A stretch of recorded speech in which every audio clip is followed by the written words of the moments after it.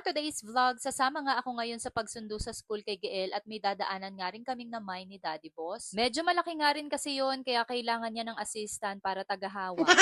Fast forward, labasan na nga rin ni Gael kaya dediretso na nga kami dun sa kukuhanin naming item. Actually, malapit lang naman yan dito sa school at dito nga yan sa Mitch Japan Surplus. Nakamain nga dito si Daddy Boss ng murang-murang wall frame kaya eto at pipikapin na namin. Maraming mga Japan items nga rin ang makikita nyo dito at nagpapamain nga pala sila through live. Pagkakuha namin, umalis na nga rin kami at dumaan nga kami dito sa may bilihan nga ng buko. Then nag-stop over din kami dito sa bilihan ng pintura at bibili nga ako ng kulay purple para sa room ni Ate Carmela. Bali, nag-request nga rin pala kami dito na mag-mix siya ng tamang kulay ng purple na gusto ni Ate Carmela. Medyo light nga lang din yung gusto ko para sa room niya para hindi masyadong madilim. Then pagkayari nga namin dito, umuwi na nga rin kami at aantayin ko na nga lang si Tito para magkabit nitong wall frame. Pagkakain nga namin ng pananghalian, eto nga si Gael at kahapon pa nga ako kinukulit para sa laruan na to. Matagal na nga ang laruan na to, nasa apartment pa lang kami, hindi lang talaga agad nabuksan dahil nakatago at laging nakakalimutan. Eto nga ay magical water shape na may kasamang iba't ibang color at pang shape Bali, na may rin. kasama nga pala siyang ganitong white na hindi ko alam ang tawag, tapos i-dissolve nyo siya dito sa water. Then yung mga kasamang color ay yun naman ang ilalagay natin dito sa mga shape. Yung texture ng color para siyang slime, tapos kapag inilagay dito sa molder at nahanginan, medyo tumitigas siya ng konti. At kapag inilagay na rin sa tubig at unti-unting umangat yan, ayan, nabubuo na rin siya. Nakaka-enjoy siyang laruin, pwede rin itong maging bonding nyo ng inyong mga anak at kahit ako nga nagustuhan ko rin to. May iba't ibang shape siya kaya nakakatuwa at talagang ma-enjoy ng mga bata. Kaya kung gusto nyong mabawasan sa pag-gadget ang inyong mga anak, try nyo na tong mga Mi dahil napaka-creative talaga ng Ganito laruan na na nga to. Karami yung nagawa ni Gael at ang cute ng mga colors and shape nila. Fast forward, nakarating na nga pala dito si Tito para ikabit itong aming wall frame at nagsusukat muna nga siya para pantay ang pagkabit. Yung nakaraang wall frame nga rin namin sa sala, siya nga rin ang nagkabit kaya talagang maaasahan tong Tito namin. Bali, nagbabarena na nga pala dito si Tito para maikabit na nga rin pala niya yung tocks at hook. Tapos, ayan na nga at isasabit na nga itong wall frame. Medyo nahirapan pa nga kami ng slide dito dahil medyo may kabigatan din nga itong frame. Kaya imbis nga na tumunga nga ako at mag-video dito, ayan, at tinulungan ko na nga rin pala silang dalawa.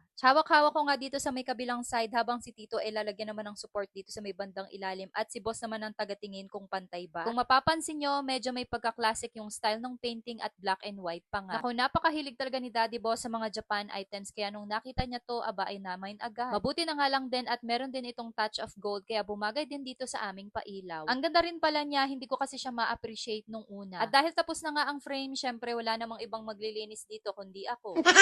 Laking tulong din talaga na may vacuum cleaner, napapabilis yung paglilinis ko. Nagpalit na nga rin pala ako ng kobre kama at ganito na pala ang itsura ng aming kwarto. Ang ganda na lalo sa mata tapos ang lakas pa makayayamanin ng wall frame na to. In fairness, kahit mura to at hindi masakit sa bulsa, maganda naman ang dating. Kaya kung nagustuhan nyo rin, please like, share, and follow. Yun lang. Thanks for watching.